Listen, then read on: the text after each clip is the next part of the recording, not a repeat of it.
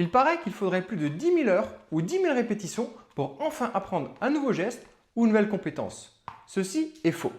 Bienvenue dans le nouveau podcast Sensorium. Aujourd'hui, on va parler théorie de l'apprentissage et on va aller à l'encontre de toutes ces idées reçues et toutes ces croyances qui nous empêchent de justement progresser et apprendre de nouvelles compétences. Aujourd'hui, on va parler de résonance stochastique. Il existe en effet cette vieille croyance de penser que la répétition entraîne la compétence. De manière très simple, je souhaite apprendre le jonglage. Ce que je vais faire, c'est que je vais commencer à jongler. Premier jour, deuxième jour, troisième jour, semaine après semaine, mois après mois et année après année. Et je pense et j'espère qu'à force de répétition, au bout d'un moment, je vais avoir cette nouvelle compétence. C'est la même chose pour un geste technique, c'est la même chose pour un art martial. On va prendre un autre spectre autour de l'apprentissage. Je pense que de lire encore et encore un nouveau paragraphe par rapport à un cours, lire encore les mêmes phrases par rapport au même livre, ou alors simplement lire les mêmes mots d'une nouvelle langue. Et je vais répéter ce même pattern, jour après jour, semaine après semaine, mois après mois, année après année, sans forcément connaître de nouvelles choses. C'est ce fameux syndrome de penser connaître. Je pense connaître parce que je l'ai répété.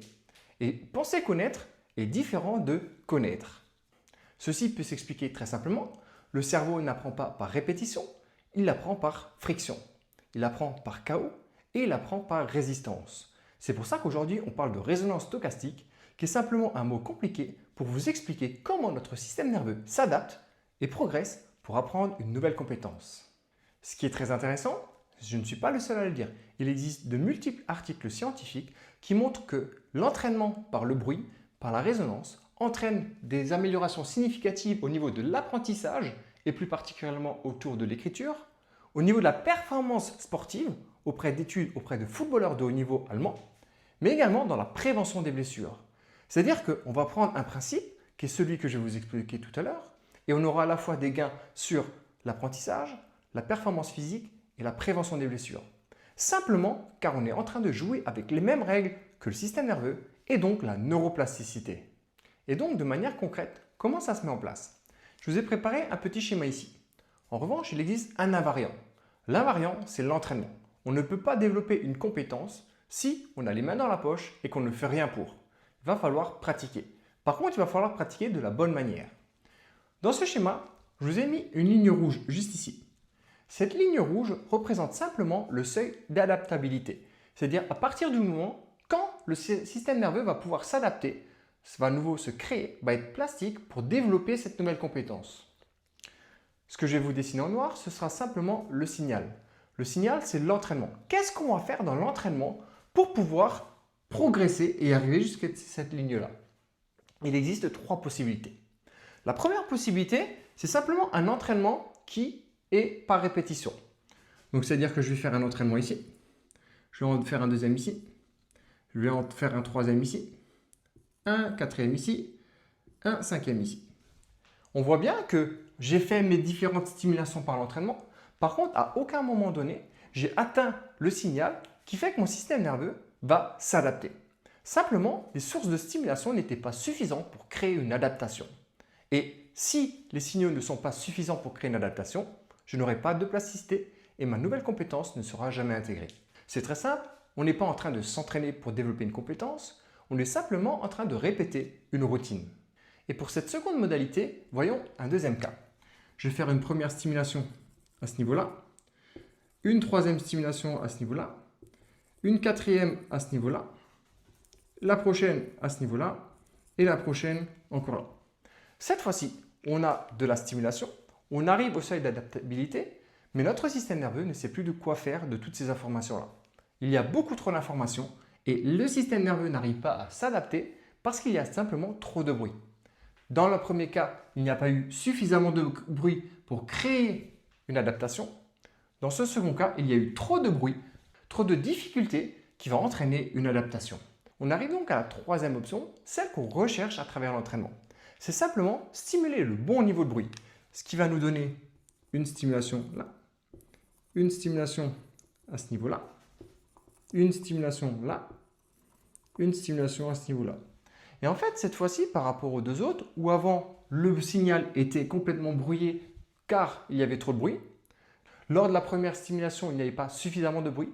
Et là, dans cette modalité-là, on est simplement dans le juste niveau de bruit. Pas trop difficile, mais suffisamment de difficulté pour créer de la plasticité. Encore une fois, notre système nerveux apprend par friction. Si c'est trop facile, il se met dans les mains dans les poches et dit « j'ai pas besoin de changer, de toute façon, j'arrive déjà à le faire ». À l'inverse, quand c'est trop difficile, il va un petit peu se décourager. Il va se dire « ça c'est beaucoup trop difficile pour moi, je ne m'y lance même pas, j'essaye même pas, je cherche même pas à s'adapter ». Pour vous donner un exemple très concret par rapport à de la course. Je suis marathonien, c'est-à-dire que j'ai l'habitude de courir 40 minutes. Si tu me dis « va courir 10 minutes », ce sera trop facile pour moi. Ces 10 minutes de course n'entraîneront pas l'adaptation pour moi parce que c'est trop facile. Il n'y a pas eu le bruit suffisant pour créer l'adaptation. A l'inverse, si j'ai l'habitude de courir 5 km et qu'un jour, le lendemain, je vais dire « ok, va courir 2 marathons », le signal sera beaucoup trop grand et je n'aurai pas la capacité nécessaire de m'adapter par rapport à ce signal. Et donc, la clé principale, c'est de trouver le bon niveau de bruit par rapport à chaque exercice pour créer un système qui soit en alerte et suffisamment en alerte pour progresser. Si on prend une deuxième image autour de l'apprentissage d'une langue, un bruit insuffisant, qu'est-ce que c'est? C'est simplement, je maîtrise parfaitement la langue française et ma leçon consiste à simplement réciter et apprendre des mots basiques comme cuisine, chambre, brouillard, etc. Alors qu'un niveau de difficulté supplémentaire où il y a trop de bruit, c'est simplement de rien connaître du chinois et je vais en Chine et je vais devoir parler le chinois. Ça reste très compliqué, il n'y aura pas d'adaptation simplement car le signal il est beaucoup trop élevé. Donc le point crucial à bien comprendre autour de ce concept, c'est simplement qu'il va falloir chercher le bon niveau de bruit. Souvent on a tendance à réaliser des tâches, réaliser un apprentissage, mais qui nous semble facile. Et finalement, c'est simplement de la répétition d'habitude. Et c'est là justement le piège. Si je cherche à apprendre une langue, je ne dois pas réciter que des mots que je connais déjà. Je dois avoir suffisamment de friction pour pouvoir me mettre en difficulté et que mon système nerveux soit en alerte de manière à engranger de nouvelles compétences. Je vais vous prendre un autre exemple et qui sera l'étude de cas pour cette vidéo, le jonglage. On a tendance à penser parce que j'arrive à jongler à 3 balles que je vais toujours tirer les bénéfices du jonglage à 3 balles. On sait, le jonglage va aider à la connexion entre les deux cerveaux, il va aider à la coordination, il va aider à la mémoire, il va aider à la concentration. Seulement voilà, c'est ça le piège. C'est non pas jongler qui me donne ses bénéfices, mais c'est apprendre à jongler qui me donne ses bénéfices. Ce qui veut dire que si j'arrive facilement à jongler avec 3 balles et que je répète simplement cette tâche durant 5-10 minutes, je ne vais pas tirer les bénéfices. Pourquoi? Parce que mon signal ne sera pas suffisant.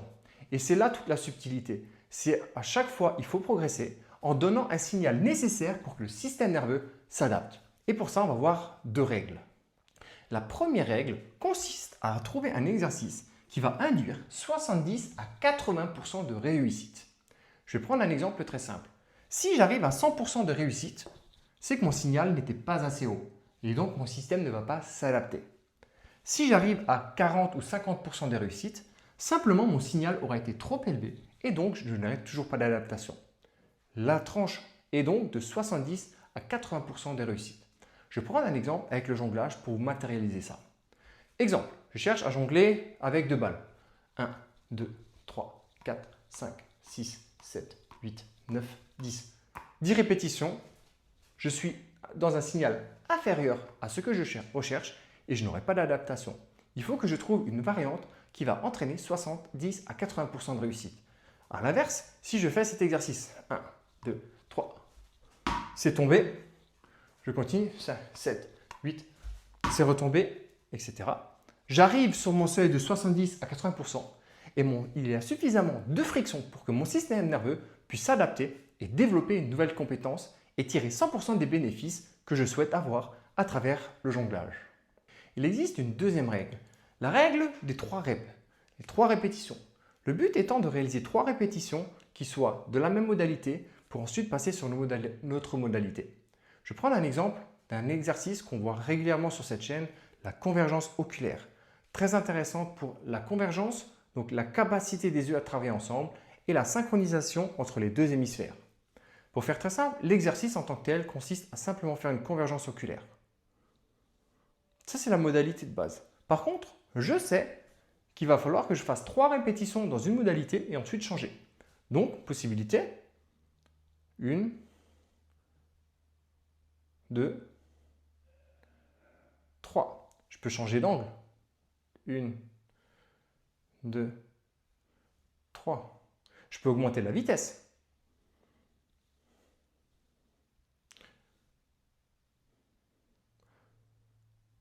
Je peux mettre des variations dans le sens.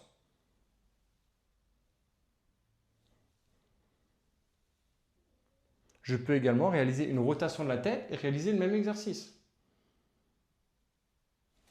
Je peux également faire comme ça. Ce que je veux simplement dire par cet exemple est que dans chaque exercice qui sont présents sur cette chaîne et dans les programmes d'entraînement, il va falloir respecter les deux règles. 70 à 80% des réussites et réaliser 3 répétitions par modalité pour ensuite créer suffisamment de friction. Et ces deux règles n'ont rien de magique, elles sont simplement là pour répondre à ça. Donner suffisamment de friction et suffisamment de bruit dans votre système nerveux de manière à créer de l'adaptation. De l'adaptation pour ce que vous souhaitez vraiment. Développer une nouvelle compétence physique, une nouvelle compétence technique ou une nouvelle compétence cognitive. On finit par ça sur cette capsule théorique et je vous invite à reprendre votre programme d'entraînement ou tous les exercices qui sont présents sur cette chaîne et d'utiliser ces deux règles dans la pratique. Sur ce, belle exploration et à la prochaine.